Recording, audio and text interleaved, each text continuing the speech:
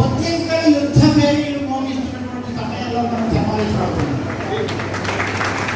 ఈ బొద్దింకల యుద్ధ పేరు అసలు బొద్దింకల గురించి వేదికల మీద చర్చిస్తారని దేశాలు ప్రపంచం కూడా అదొక చర్చనీయాంశం అవుతుందని ఎవరన్నా భావించారా?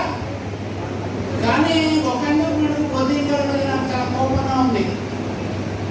మీరందరూ కూడా నా కోపంతో ఏకీభవిస్తారని నేను అనుకుంటున్నాను. మన మోదీ గారికి నిద్ర లేకుండా చేసే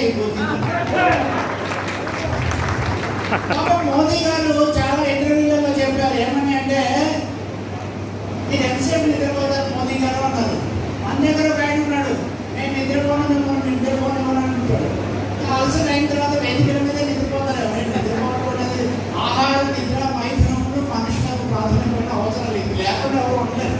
కానీ మోదీ గారు మటుకు నేను 3:30 నుంచి 4 గంటల కంటే నిద్రపోతాను, నాకేం సమస్య ఉండదు అన్నాడు. నిజంగానే ఎప్పుడు మాట్లాడుకుంటాడు కదా నిద్రపోతారని. కానీ పాపం 3 గంటలు కూడా నిద్రపోనివ్వలేదు బొద్దింకలు.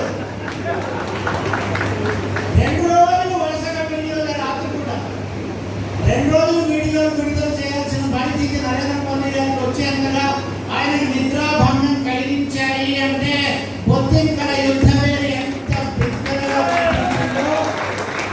ప్రజా